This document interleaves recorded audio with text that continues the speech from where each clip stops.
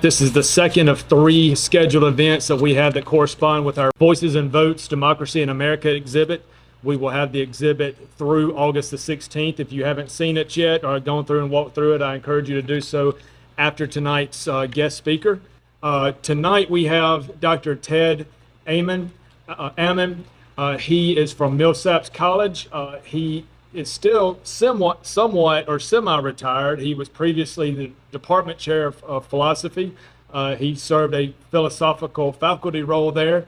When I was reading through his list of books and articles and papers and special speeches, two caught my eye. One, a book that he had published entitled David Bowie and Philosophy. I'm going to check that out on Amazon if it's still published. And a special lecture, I believe it was called Jimi Hendrix and Politics. So I want to hear that one. We may bring you back next semester for that one in particular. So again, we want to thank 2 organizations for helping sponsor the exhibit, bringing it to Northeastern Booneville.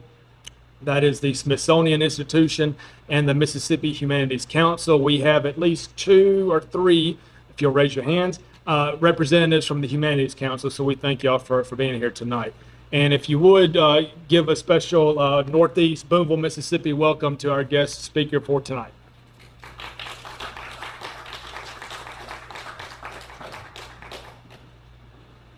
Thank you, Will, and thank y'all for showing up.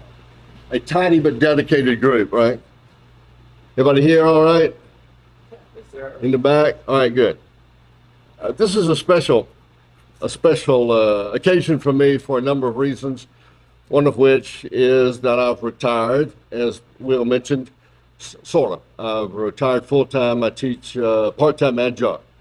But around 1987, I think, 87 or 88, I got a grant from the Mississippi Humanities Council to create a speakers bureau.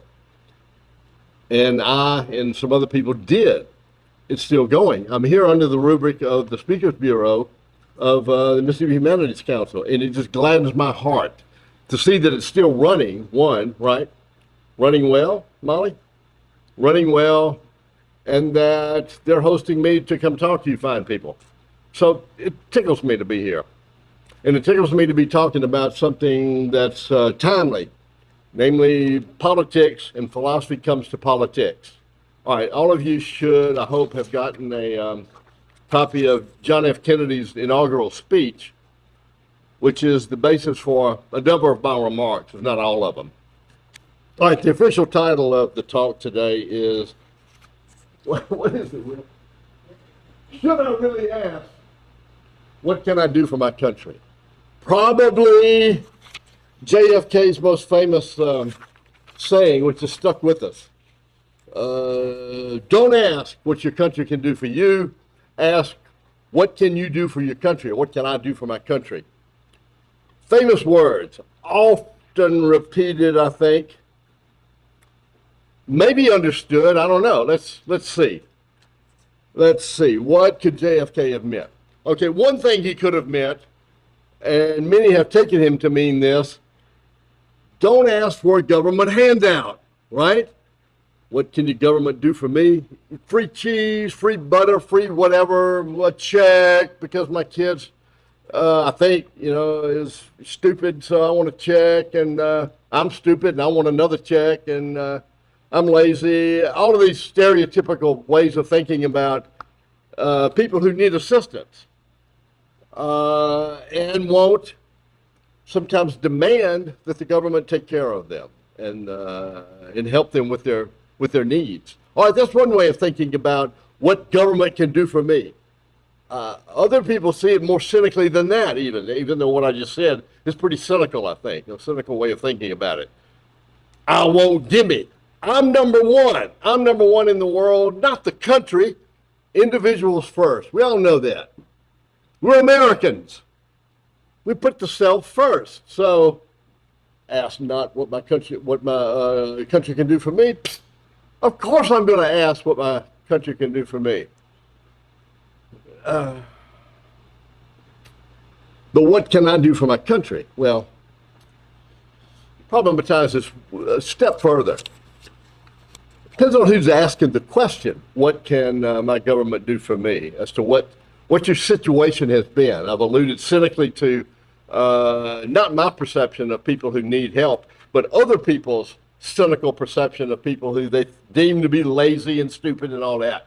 And so therefore they get a check and they ride around their Cadillac, the welfare mamas, right? That's a cynical view of folks who need help and get help from the government. And they're not asking what they can do for their country. They're just taking from we hard-earned taxpaying people like me, right?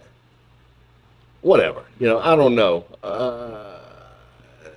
I've never seen anybody waving a welfare check driving a Cadillac. That's not part of my experience. So I question the people who say they know that for a fact. I don't know that at all. I don't know that they know it either. I think it's just a bellyache. Bellyaches are common. People driving around in Cadillacs, waving welfare checks, not so common. So all things being equal, take the simpler view always. Okay, but what if I were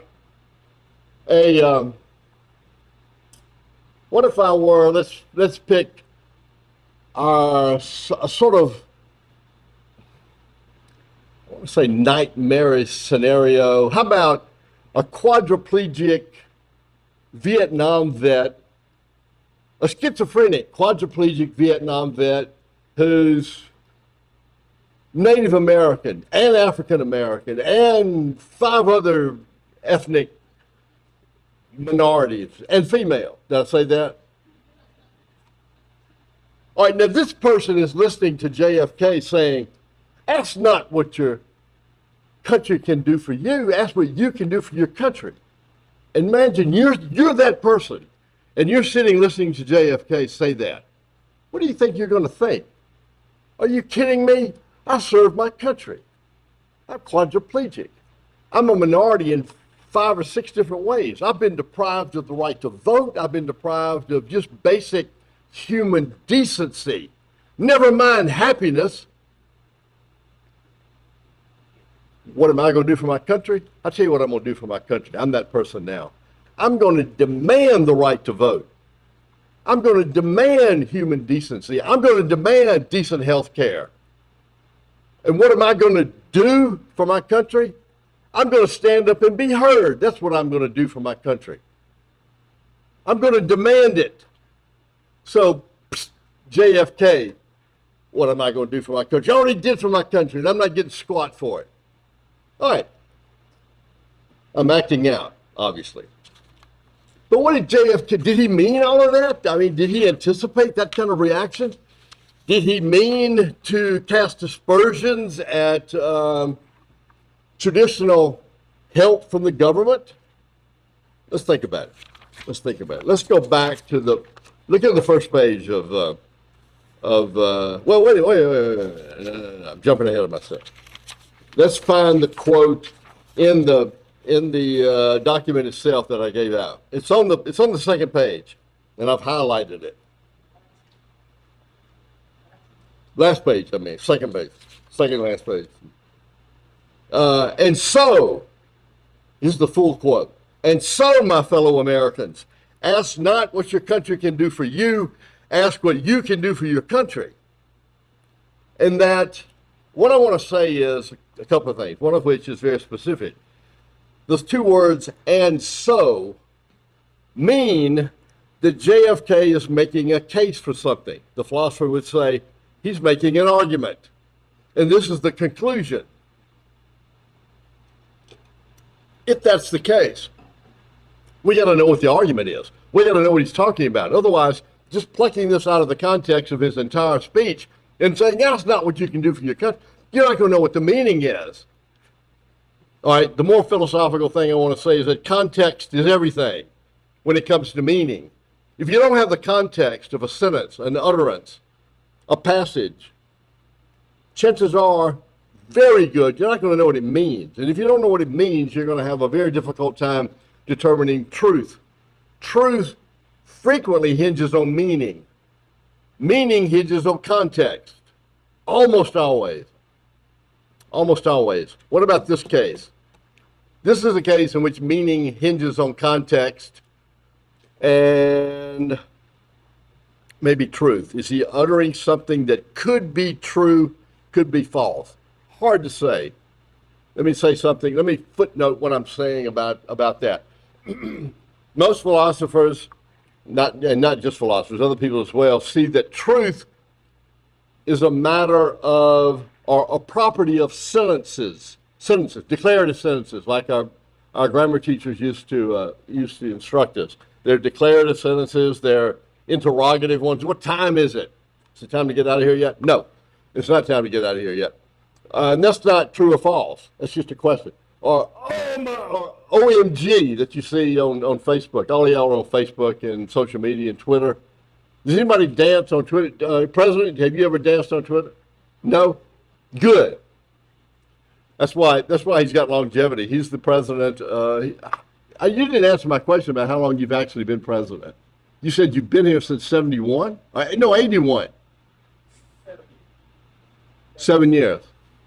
That's that has the quality of you have the quality of stick-to-itness because you've been here since 81. That's huge. All right. Anyway, this commercial for you and a pat on the back. Thank you again for being here. All right. Stick-to-itness. That's good. So where's JFK? Where's JFK on this on his argument? Where is he? Is he with respect to the context and hence the meaning and hence the possible truth? What I was about to say is that truth is a property of sentences. So individual sentences are true or false.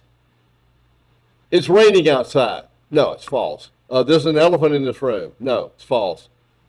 There's carpet in the room. True. So we go to the world, we take our sentences to the world, and we decide whether they're true or false. If you're taking notes, let me clarify a couple of things. There's no such thing as a true fact. Facts just are what they are. Facts help make sentences true or false. The sentences are true or false. The facts just are what they are. They don't have the quality of true or false. This is just sort of introductory, what's in philosophy called epistemology, theory of knowledge, therefore. Okay. Also, a point or an opinion is not valid or invalid. Arguments are valid or invalid. Opinions, for the most part, we can do better than opinions. We can do a lot better than opinions. We can present arguments. What's an argument? Argument is a series of statements, claims, statements that can be true or false, that support a conclusion. All right, an argument is like that. And they're interwoven, interlocked logically, so that when you get to the conclusion, you go, okay. So we should listen to John F. Kennedy. We should read his speech. And when he says, and so we're getting ready for a conclusion. We're getting ready for him to sum it up. And at that point, when he utters the conclusion, and so my Americans, my fellow Americans, ask not what your country can do for you, ask what you can do for your country. Okay, if he's made a good case, if he stated a bunch of stuff that's true, then we can say, aha, yes, didn't think of that. But yes, that's correct. That follows. And therefore the argument is valid if it does in fact follow. If it doesn't follow, it's invalid. Who's to say? You are. You determine the logical structure. You determine whether the conclusion is supported by the claims of premises that come before it. Okay. End of vocabulary stuff. I'm going to quiz you on this later. So I'm going to say, what's validity? What's truth? What kinds of things are true? And you say, objects are true. No, but thanks for coming anyway. Objects are not true. Facts are not true. What's true or false? What did I just say? Sentences. Yes. All right. All you whole row, you get A's in this mini logic course, I guess. All right. Move along. Ask not what your country can do for you, ask what you can do for your country. All right, what is JFK's concern then in this speech? Let's go back to the beginning of the thing. Flip to the first page. The world is very different now, says JFK. For a man holds in his mortal hands the power to abolish all forms of human poverty and all forms of human life. It stands to reason, I'm going to say, make a goofy point. If we abolish all human life, we would simultaneously abolish all poverty, would we not? But that's not the way to do it. And I don't think that's what JFK means. All right, enough of that sick humor. And yet the same revolutionary beliefs for which our forebears fought are still at issue around the globe. The belief that the rights of man come not from the generosity of the state, but from the hand of God. What is his concern from the outset? It's power. It's the power of a country, the United States, for example, to unleash upon the world enough power to abolish all human life. That's what's on JFK's mind. Remind yourself of what happened in Cuba during his presidency. We came that close. I can't snap my fingers. We came that close to a war with Russia as a result of Russia putting missiles on Cuba. That's right. Russia put missiles on Cuba. We say we had incontestable evidence that that was the case. Can you imagine Russian nuclear missiles on Cuba? What did President Kennedy do? He said, get them off or else, basically. Get them off or else. Or else what? Kennedy was not a mild-mannered, please sort of person. In fact, he was full of some braggadocio. So when Kennedy issued an ultimatum, it's not clear that he was bluffing. Not clear that he was bluffing. Was he prepared to go to war with nukes, Russia? We'll never know. We'll never know. But some thought so. My father thought so. My father was making plans to build a fallout shelter in our backyard. Scared the bejesus out of me, and I was acting out in school as a result of that. Teacher had a conference with my parents. What's the matter with young Ted? What's the matter with young Ted? Ted's worried we're all going to be annihilated. He's a young nihilist or millenarian or whatever. He thought Jesus was going to come take him home or something soon. That's what's wrong with Ted. No, I was fine. And I passed the second grade. Thank you very much. Here I am. But it was a scary time. It was a scary time. We weren't sure whether Kennedy was bluffing or not. But he is fundamentally concerned with power, the power that the United States has already demonstrated. And there's a whole fascinating story about what led up to the dropping of the atom bombs. And if I even take that step, I'm going to be on a slippery slope, and I'm going to spin around in a little vortex and never get to the main thrust of JFK. All right, power and tyranny, therefore, for JFK, and the belief that the rights of man come not from the generosity of the state, but from the hand of God. JFK was a Catholic. That was controversial for a lot of people, because we all know, don't we? Wink, wink. Of course, there are no Catholics in here. That Catholics want to rule the world. That's why they're opposed to birth control. Y'all knew that, right? I grew up listening to this nonsense. Didn't y'all? You know, yeah. Catholic, and that's why we're not going to elect a Catholic president. Better to have a Richard Nixon, you know, than some guy who wants to take over the world. Well, never mind, that's nonsense too. But it's worth getting it out there just to say, because when he says that rights come from the hand of God, a lot of people believe that. You don't have to be Catholic to believe that. You don't even have to be Protestant. You don't have to be Christian. You can be all sorts of things and believe that rights are grounded in some notion of the supernatural. Yes. More specifically, if he's Catholic, and he is, then his notion of rights is grounded in the work of St. Thomas Aquinas. And that's a fact. St. Thomas Aquinas is the most important thinker in the history of Catholicism who articulated a theory of rights. His theory is called natural law theory. Y'all are taking notes on this now. There are pens back there. You got to take notes on all of this and look it up to see if I'm telling you the truth or if my sentences are true, and if they're backed up by facts that make my sentences true. I'm just going to come back to you. I guarantee you. I'm going to get names. I'm going to be sending you a quiz. The president's going to help me. St. Thomas Aquinas had a robust theory of natural law. The laws that humans enact are not the result of human generosity. Ultimately, if we are rational beings, and we are, according to St. Thomas Aquinas and lots of other people who are not believers, but who do believe that human beings are rational, then we deduce in a kind of hyper-spiritual, hyper-rational way what the moral law dictates human rights should be. That's how St. Thomas Aquinas put it. Now, in the history of Christianity, thinkers lined up with Plato traditionally, and later Aristotle. So it's either Plato or Aristotle. Aristotle was out for a long time because he was an empiricist and a scientist. And most thinkers in Christianity vastly preferred the spirituality, as they saw it, of Plato. Plato had a transcendent world of all kinds of things. He called them forms. You look that up too. You write that down, look it up. I'll be quizzing you on that. What did Plato think was up there?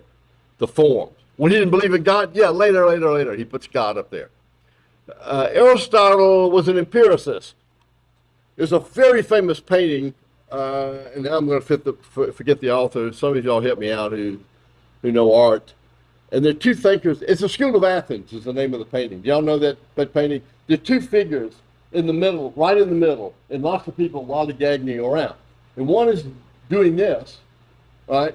And the other is holding his hand out. All right. This guy's Plato.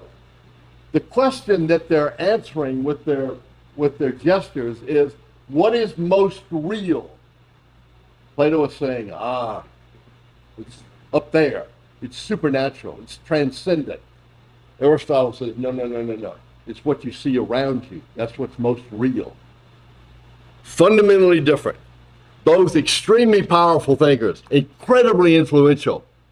St. Thomas Aquinas is the one who brings Aristotle back into the fold, so to speak, baptizes him, as it were. That's what lies in the back of John F. Kennedy's claim that rights come from God. Rights are deductions by human beings of what the moral law is in the mind of God. How do they do that? I don't know. I've never deduced, to my knowledge, anything that's in the mind of God, so I don't know how that works. But lots and lots of people for hundreds and hundreds of years have fallen in line with St. Thomas Aquinas' natural law theory, and Kennedy is no exception. Now, this belief is fantastically important for John F. Kennedy because he believes in a new world order. He believes in a new world order in which there's going to be a universal moral law, and the universal law itself, moral law, of course, but universal law in the political sense of law. How can that be? Well, I'm going to make the claim that it can't be unless you also promote the idea of a transcendent reality, of a God, to put it in less philosophical terms, but something that's stable, that's static, that's ultimate in some sense, that's universal for all people, no matter what they actually believe. That transcendent being is the source of law, ultimately, the source of morality, ultimately. Now, that's more Platonic than Aristotelian. Nevertheless, St. Thomas Aquinas is articulating that view. JFK picks it up. Not only does it inform his personal sense of what morality is, but his political sense of how to go about conducting ourselves as Americans in a new world, a nuclear age, What can we hope for? Some would say, not much. JFK says we got to do better than not so much. We've got to get together. Yeah, we always want to get together. Get together and talk. Yes. But get together in a way that we can look beyond our differences and establish the new world order. Now, what I just said is a no-brainer, it seems to me, a political no-brainer.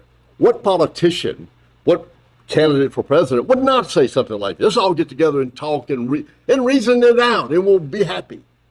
And we'll solve problems of poverty and all sorts of things. Sure, okay, JFK, I'm with you. What can I do for my country? Well, here's what I'm gonna do. I'm gonna be reasonable. I'm gonna reach out. I'm gonna come down there and shake your hand, and say how you doing. What's on your mind? Oh, really? You know, that's fascinating. What else? That's all? No, I won't say that. Anyway, I'm gonna be reasonable. I'm gonna do my part. I'm gonna come to the table and be sensible. I'm gonna be willing to concede. I'm gonna negotiate, and this is more specifically JFK. I'm gonna negotiate from a position of power. Never fear, though. He's explicit about that. To those new states, further down on the first page, whom we welcome to the ranks of the free, we pledge our word that one form of colonial control shall not have passed away, merely to be replaced by a far more iron tyranny. Who else besides St. Thomas Aquinas is he explicitly channeling? That's right, Winston Churchill's speech from 1946 in Fullerton, Missouri, where Churchill makes probably the most famous speech of his career, political career. Why? Because he introduces the notion of the Iron Curtain that has fallen across Europe. Of course, he means Russia. He means Russia and the communist state. The Iron Tyranny, he says, is an explicit reference to Churchill and what Churchill thought of the new regime in the East, in the Near East, the Union of Soviet Socialist Republics under Stalin. I'll comma, one of the biggest butchers in the history of humanity, of course. What about that Iron Tyranny? What did Churchill think of it? See, one thing leads to another. We contextualize the quote from JFK. We find out that he's tipping his hat to St. Thomas Aquinas. He's appropriating Churchill. Okay, then what did Churchill think? Because if we don't know what Churchill thought, we're not going to know for sure what Kennedy is getting at. All of this stuff is packed into the speech. Yeah. He was a smart man. Anybody who writes an inaugural speech, assuming he did write it, has got to know something or other, I hope, about I'm giving the benefit of the doubt on all people who write presidential inaugural speeches. So, and to say Iron Tyranny, there's no mistake there. It's not an happenstance a description. No, it's Churchill. What did Churchill think? Churchill was very cynical about, no, realistic is what Churchill would say. He's very realistic about Russia. He was not an idealist, not Churchill. He was gritty. Churchill's very first speech to his people, not the one that I just referenced, but the one in which he tells the Brits what they're going to do in the face of German aggression. What are the Brits going to do? They will fight. What do you think? They will fight. They will fight. They will fight. They will fight. And they did. Did the Brits ever give up? They did not. They got bombed mercilessly by the Germans. Did they ever think about giving up?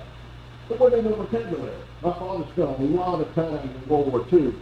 He was stationed in England. And I asked him, one of the only times he ever said he was going to war. I said, do you think that the British would ever have given up. Without hesitating, he said, no. The Brits would never have given up. We thought the same thing about the Japanese for different reasons. But the Brits, they don't give up. What do? They fight. In the trenches, if necessary, we'll fight in India. We'll get pushed all the way back to India. We'll take the fight. No, they didn't have to do that. They gave up India. So the Brits fought. Churchill was the orchestrated that fight. He was the one who had the iron will, so to speak, of the Brits, and he expressed it. And then later he takes that quality of iron resolve. It says, "Oh my goodness, there's a whole ugly side of being iron I want nothing to do with," and it's what Russia has done to the world. It's partitioned it. So for Churchill, politics is about power. It's about combating tyranny. It's not about social programs at all. It's not what Churchill was about. Many Brits have said, because Churchill was denied, let me put that differently. Churchill rang the bell, sounded the alarm, that's what I want to say, about Hitler early, before anybody recognized that Hitler was a threat. Churchill was saying, this guy is trouble. Germany is on a collision course with the rest of the world. And that's exactly what happened. But people thought he was just a crank. He was just a right-wing militaristic crank. Pretty much every prediction he made came true. And it was a nightmare. And the Brits woke up and said, okay, well, maybe you were right. Why don't you be prime minister? Okay. And then he saw him through the war and they booted him out, basically. And the scuttlebutt was, he was a brilliant wartime prime minister and a lousy peacetime one, because he wasn't concerned with social programs. For Churchill, make no mistake, you secure the political boundaries of the country, and that's what you need to do. That's what the government needs to do. He would have been called a Republican if he were in the United States, because that's exactly what Ronald Reagan said in his speech, his acceptance speech, his inaugural speech. He said that the fundamental role of government is to secure the boundaries of the state. He said, and that's it. So in other words, for Reagan, a little bit less so for Churchill maybe, that you secure the political boundaries and you let the people do what they want within reason, always within reason. It's a traditional conservative Republican / libertarian view. Maximize liberty, get government off the backs of people, secure the boundaries, and let people be, basically. Now, contrast that view with what you understand in a pejorative sense and realistically what Democrats do, and you got the basic difference between Democrats and Republicans. Am I implying that Democrats do not believe in securing the boundaries of the country? Well, many would say, look at what Biden's doing. What did Trump try to do? He tried to build a wall. What does Joe Biden do? Is he in favor of the wall? Is he keeping folks out, all those rapists and murderers and whatnot, keeping them out? Or is he letting them in and giving them welfare checks and so forth? You've heard all this nonsense. Is it really nonsense, though? The fact is, Trump did want a wall. The fact is, Biden doesn't. But is he therefore allowing the boundaries to be porous? Is he really securing the boundaries of the United States so that we can maximize our individual liberty? Is Biden doing that? Some would say, no, absolutely not. And others, and the same people would say, that's what Trump was trying to do. And people just didn't like his fact that he's a little coarse, he's a little crude. All right, so it goes. I'm not taking sides on that. All right, iron tyranny. JFK is channeling, who did I say? Churchill. Sorry. Had a senior moment for a second. Channeling Churchill. So, given the remarks about the universality of a transcendental basis for ethics and law, And given the more realistic, not realistic, the more realpolitik is the word in history of politics. Realpolitik, one word, of a concern for power and tyranny and that sort of thing. What do we make of JFK now, given the backdrop, given the scattered remarks of myself? I take a couple more steps before we answer that. What do we know of the disposition, sort of JFK? I would say he's what's called a dualist. And I don't mean by that he means in mind and body and all that sort of thing. I mean, he sees the world in black and white, just like Churchill, basically. There's us and there's them. He says this in his speech. Let both sides, he says, for the first time, formulate serious and precise proposals for the inspection and control of arms. Both sides, Russia, United States, us, them. Let both sides seek to involve the wonders of science instead of its terrors. Together, let us explore the stars. Oh yeah, we're going to lock arms with the Russians and go, gallivanting around the universe. Our good friends, the Russians. Let both sides unite to heed in all corners of the earth the command of Isaiah.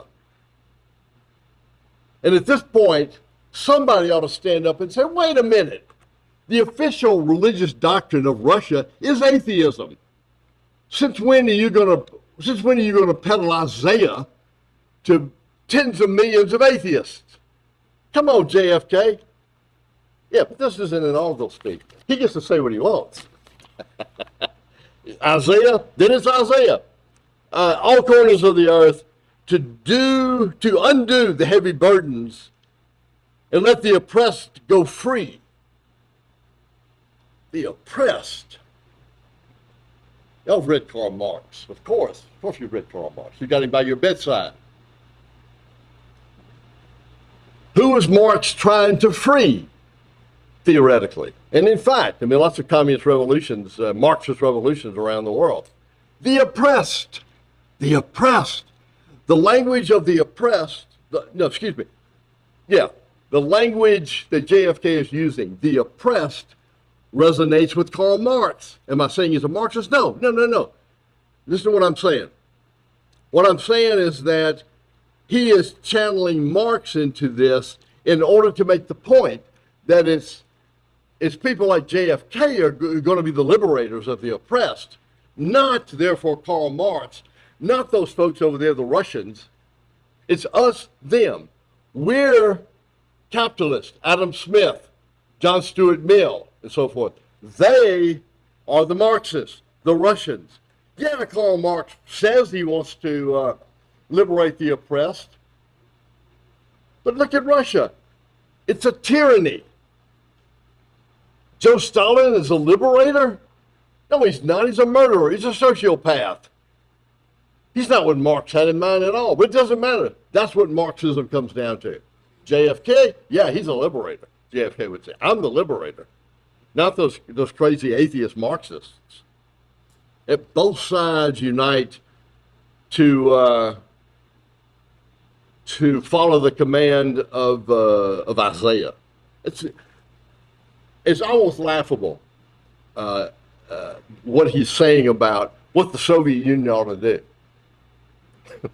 I mean, if you're a Marxist, what did Marx say about religion anyway? It's the opiate of the masses. Religion is like a drug that you get addicted to. That's what Marx thought about religion. That's what he thought about Christianity, and the idea that a country that shrugged off religion, the Union of Soviet Social Republics, would somehow unite with John F. Kennedy because of some Old Testament saying. That's just laughable when you think about it. It's so ironic that that JFK would have said that. Now, I'm not casting aspersions at JFK on this. I applaud the sentiment. I applaud his use of Isaiah, in fact. But I want to say that in order for JFK to have his way with the world, the Union of Soviet Socialist Republics would have to do a 180 on some hugely important doctrines to them. Whereas JFK would merely have to say, well, I know the truth. You don't. Listen to what I'm saying. It's not me, after all. It's God Almighty. All right. Ask not what I can do for my country. Excuse me. I got it backwards. Ask not what my country can do for me. Ask what I can do for my country. Okay. Now, in the world of JFK, the world of JFK is not the world of a Joe Biden. JFK was a Democrat too, so I'll pick on the Democrat. It's not the world of Joe Biden advocating $2 trillion for the solving of the country's problems regarding education and all manner of things. I mocked Joe Biden in my logic class this way. We got poverty, $2 trillion. We got problems at the border, $2 trillion. How many months? Like $4 trillion? Okay. What else we got wrong? We got an education problem, $2 trillion. What else? That's $6 trillion. We got any more problems? That's poverty. Healthcare. Oh yeah, healthcare. Another $2 trillion. We got $8 trillion now. That's fine. We just printed it up. In contrast, my mocking of Joe Biden has got to be put up beside my equally stupid impersonation of Mitch McConnell, who I've grown to rename as Mitch No Connell. Okay, look, Mitch, we got a bill here that's going to solve the problem of poverty in the United States. What does Mitch say? No, not going to pass it. Mitch, this is going to solve drug abuse. It's going to solve all drug abuse. There's not going to be any more drug abuse in the United States of America. No, not going to pass it. Not going to pass it. Going to stand in the way of it. Mitch, this bill is going to protect gun ownership in perpetuity. It's going to be impossible. It's going to be physically impossible to get guns away from people. No, not going to do that one either. Thank you very much, ladies and gentlemen. Those are my only two impersonations. I think they're pretty good, actually. Stupidly good. All right.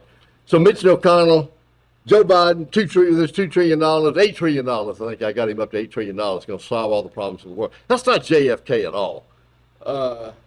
I'm not saying JFK is opposed to government assistance, because in fact he is in favor of it. But what's driving JFK is his sense of himself as a president in the nuclear age. That's what's driving him. And the specter of the Soviet Union putting missiles right at our doorstep. If Russia puts nuclear missiles on our doorstep, then questions about poverty are moot. They are moot in the mind of a JFK as what's called a real politician. I don't mean real politician as in false politician. I mean someone who engages in real politics, kind of Machiavellian. We gotta marshal our power, ladies and gentlemen, because if we don't secure the borders, if we don't meet tyranny, not with please and thank you, but with force, with the big stick of Teddy Roosevelt, then everything else is moot. Everything else is moot because we're risking annihilation. Now we're pretty far removed from that. Maybe Putin has raised the specter again of a Russia with nukes poised at us. I don't know. Maybe so. I think it's far-fetched, even for a Putin. Even if he's invaded, and he has, obviously, Ukraine. I still don't think it rises to the level of the fear in the United States of America during the Cuban Missile Crisis. I can't underestimate that. And I can't underestimate the impact on JFK. So when decades down the road we hear, ask not what your country can do for you, ask what you can do for your country. we got to zoom back. We got to go back to the situation. We got to go back to the context in order to get a sense of what JFK is up to. And when we do that, we will come face to face with this issue, along with all the other ones that you've taken notes on, that I'm going to test you on. The difference between the public and the private.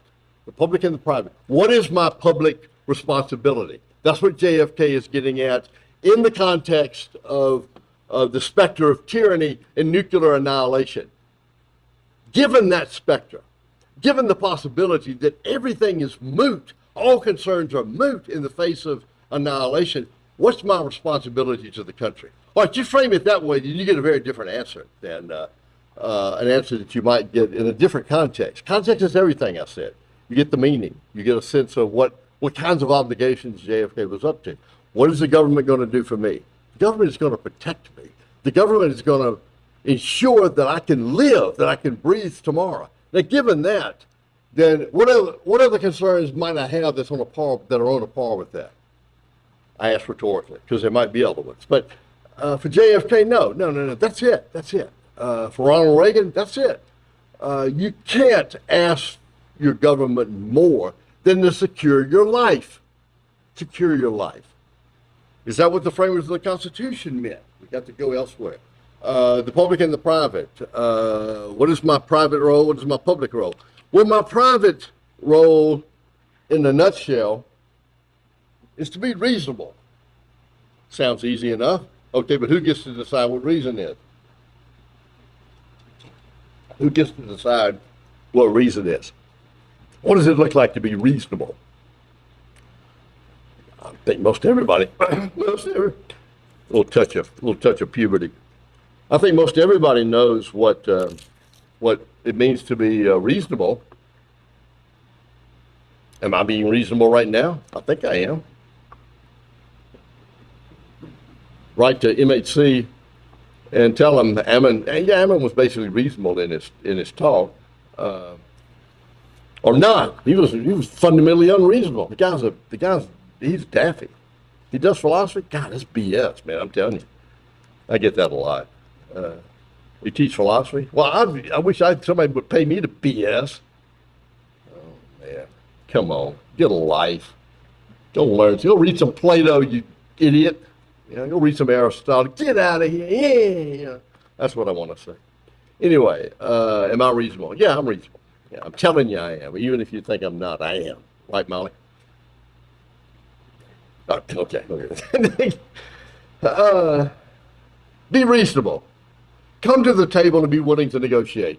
But you better come to the table, JFK says, with a pistol, if you got one, or a stick.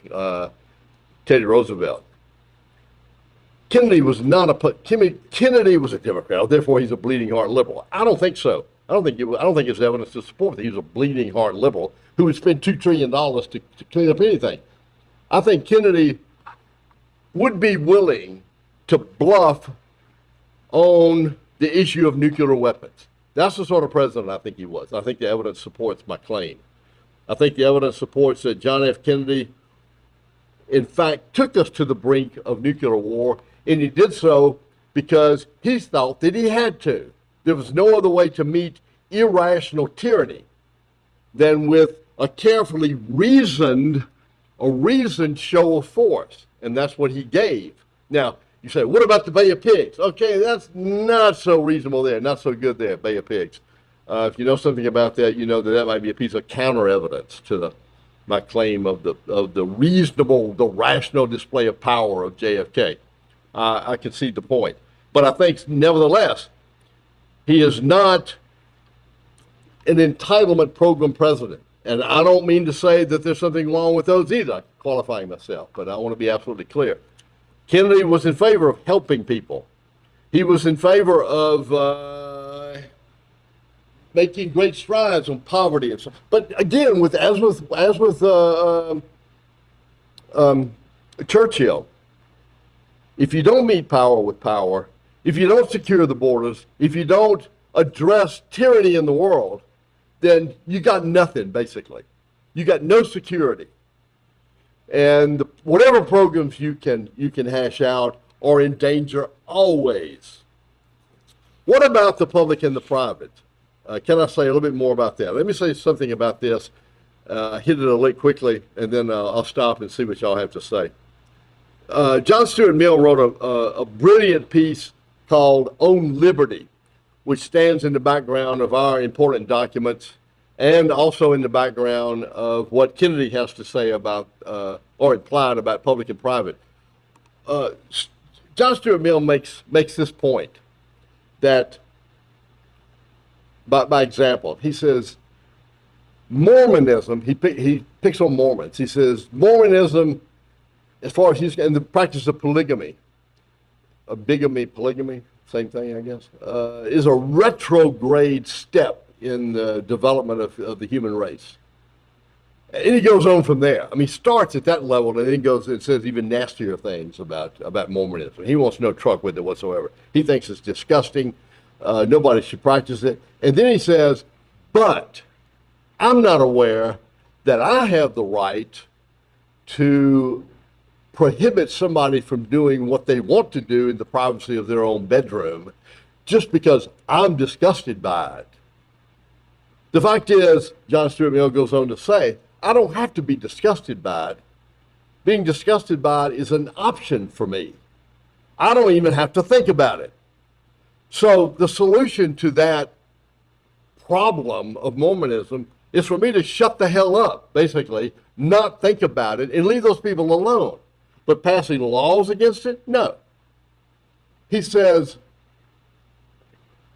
if a policeman off duty gets drunk, that's none of my business.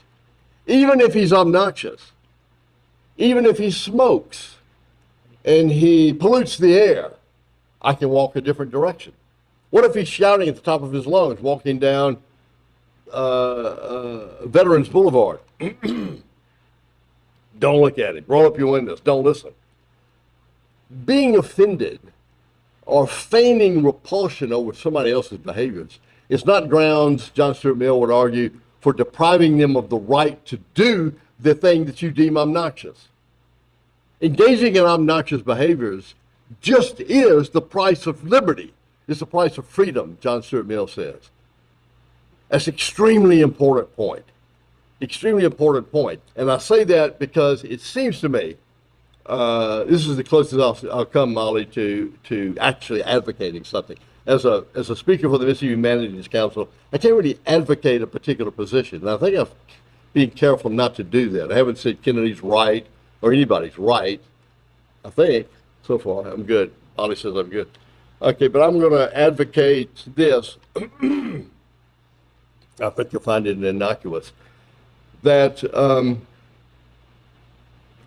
we live in a time right now where feelings of individuals are taking the place sometimes of good reasoning. If you feel disgusted by something, if you feel like you've been put upon, then that, and this is going through academia as well, then that is taken to be grounds for objecting to a professor's behavior. Look, I've taught philosophy for 35 years. I couldn't step into the classroom without offending somebody's beliefs, some cherished beliefs. I couldn't teach philosophy, I thought, without challenging somebody's beliefs. Every class I taught had a student who was upset with me about something because I said, maybe God exists, maybe God doesn't exist. What? The student's in the state of apoplexy. So I did something wrong? No. I did not do something wrong. I just said, how do you know? So if we live in a time where it's dangerous to say, how do you know? Then we're in a sorry state. John F. Kennedy would not approve of the situation that we find ourselves in. He was a man who believed that we should come to the table, we should bring our best, bring reasonableness. And reasonableness for him sort of followed the lines of John Stuart Mill. Let's be clear that when we're upset about something, it's something of consequence, not something that's optional to be upset about in the first place. Tyranny is such a thing. All right, let's stop there.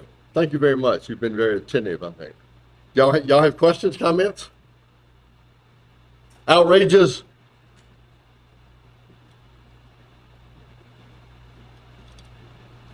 Yes. It's alternative fact. No. Alternative facts are falsity. Anybody else? Thank you, Kellyanne Conway, for that. Thank you for stepping up to the podium so boldly and trying to peddle the newest version of nonsense as you saw. Alternative facts.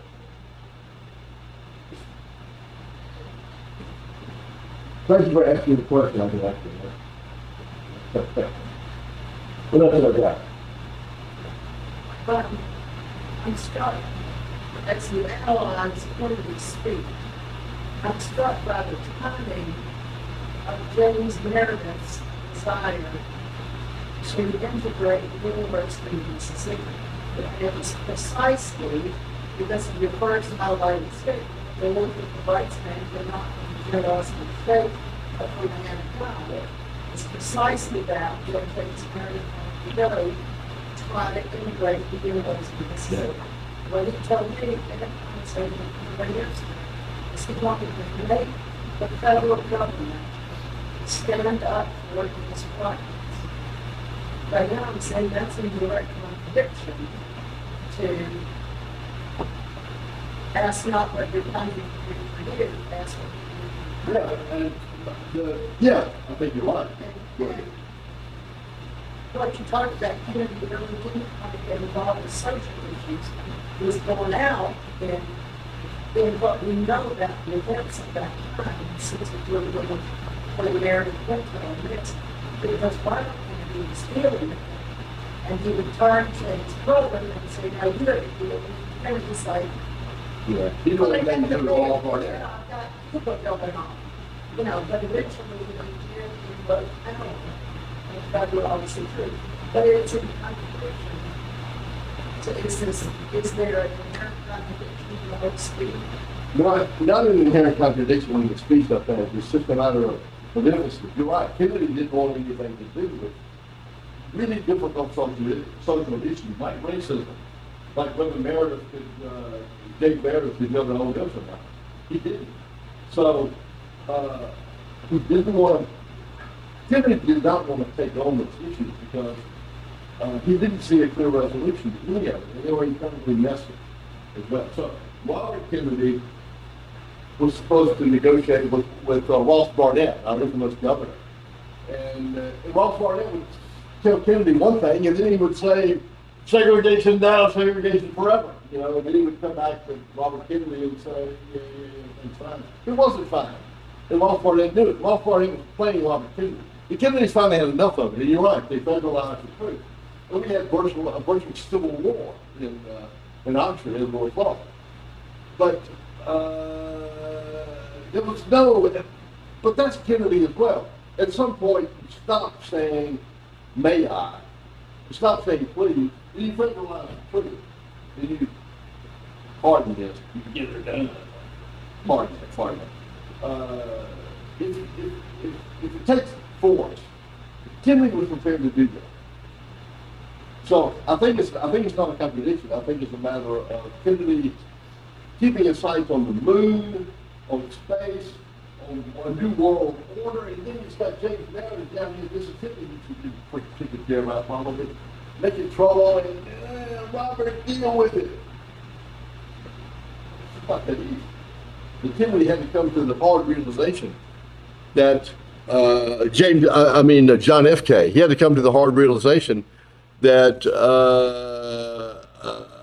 his global concerns were at times undermined by his own reach. He was reaching beyond the particulars of Mississippi to think about Russia. But you gotta deal with what's right there in your own backyard. There's no point in trying to deal with Russia and talk about liberation of the oppressed if you can't deal with the oppressed in Mississippi. Oh, excellent questions. Tough one. What else? Yeah, go ahead. Meritocracy that you began your presentation with cynically making fun of is highly baked into a lot of that John F. Kennedy's upbringing, as well as what you were just saying, where he was forced to deal with America and all that. A lot of that meritocracy is baked into the United States from the beginning. What you're saying is part of his upbringing to do that. A member of the Upper class, the elite class, and the people that, and when you go into the Smithsonian exhibit, the very thing about slaves being counted as 3/5 was a meritocracy type of situation. Mechanic was going to vote, and men that didn't have property, then the meritocracy type system. So in a sense, that was baked into our country, and it is a part of us. complex statement. I agree with what you're saying about the meritocracy being sort of built into the fabric of America. I mean, the most hated person in the country now is the white male. The white male is the white male tradition is the person who's privileged, a person of merit, a person who can expect all kinds of goodies just by being a white male. Kennedy was a quintessential white male in the sense he was tall, he was handsome, he was privileged, oh my God, he was wealthy. What did he know about the James Meredith of the world? Not much. What did he know from his own personal experience? Not much. Kennedy was long on ideals, for sure. You can't channel St. Thomas Aquinas. You can't be a serious Catholic, he was, without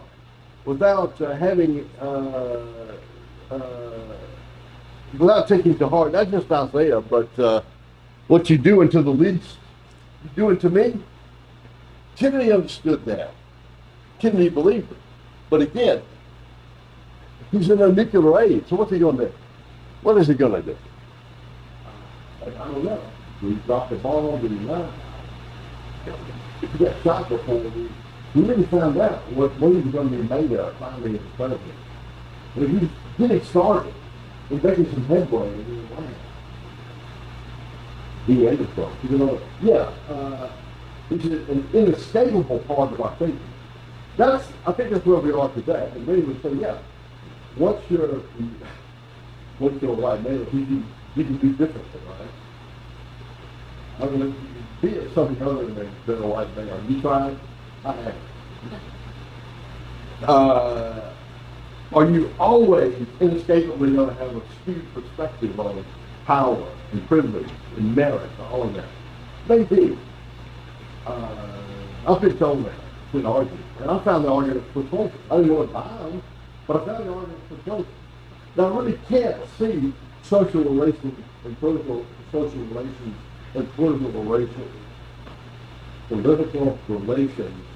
clearly because of white maleness. I gotta guess that's a possibility. It may be built into our real fabric.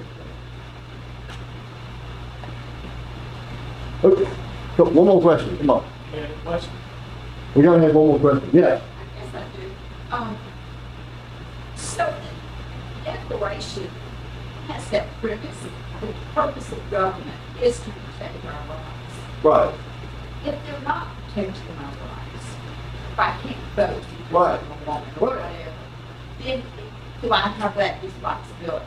We can't do this stuff. Mary served in the military. He had served. yeah. And now he expects his country to hold up to those rights. Yeah. Good question. Do you have, And I see a contradiction there. What is the role of serving your country if your country is not doing that fundamental role of protecting? well, I'll do a contra of my own position regarding Timothy. In sympathy to Lori Neff, my wife over there lately, claim about there being a contradiction. I'm thinking now of Malcolm X. And one of the speeches said something to the effect, I might paraphrase, can't remember the quote off here, but what Malcolm X says is that I'm not going to ask for my rights. I'm going to demand them. Why should I ask politely, ask the white man politely to give me the right to vote? Are you kidding me? Give me the right to vote or else. Sympathetic to that. I'm highly sympathetic to that. And I think Malcolm X was, in effect, right. Right. You know, who was the third remark that justice denied is justice. What is it? Justice what? Justice delayed is justice denied. Third remark. Malcolm X said, okay, then what do? We go take the rights. If need be. And many would say, okay, need be these days. So what do I have a right to do? What is my obligation to the government? If the government fundamentally reneges on protecting your rights, I'm supposed to say, well, thank you very much. What can I do for my country since it's screwing me every way it possibly can? No. I'm playing devil's advocate. No. I want to be the revolutionary. Don't expect me, John F. Kennedy, thank you very much, to say, what can I do for my country? My country hasn't done squat for me that I can see. Yeah, but it's protecting the borders. On the borders.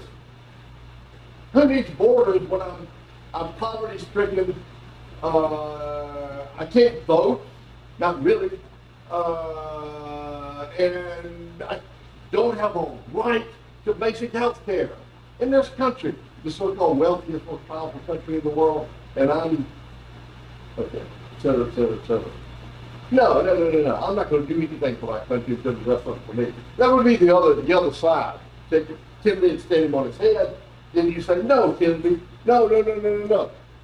I'm not going to do anything for the country. This is the anti-JFK view. I'm not going to do anything for the country until it does something for me first. I'm sympathetic to that view as well. I'm sympathetic to what Kennedy says. I'm sympathetic to the reverse as well. I think it has been stated powerfully by Malcolm X, Karl Marx, Nolan, Marx, therefore must be wrong. No, you haven't read the Communist Manifesto if you think that. Marx is right about a lot of things. He can stand wrong about some things, but not all. He's good. So, okay, good. Good question. Don't really good audience. Again, a tiny but dedicated audience. And thank y'all for having me.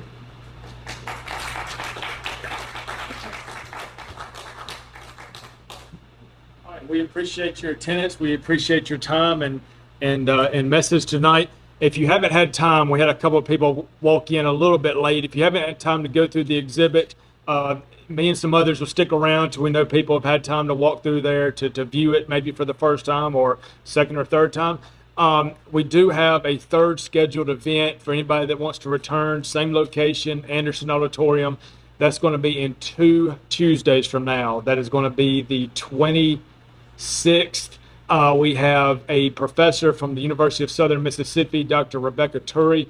She's coming to speak about, to give more of a local aspect to democracy, the fight for democracy and civil rights. She's going to pull in some local Prentiss County, Booneville related examples into her presentation. And so that's 2 Tuesdays from now, the 26th, same time as tonight, 6 p.m., same location, Anderson Hall Auditorium. Again, we appreciate you for your time. And while I'm thinking about it, I do see a couple of students. If you have an instructor that was offering attendance credit, we do have a sign-in sheet if you haven't done that, where you mark your name and who your instructor is. So with all that said, we appreciate it, and thanks for coming. And thanks to the Smithsonian Institution and the Mississippi Humanities Council.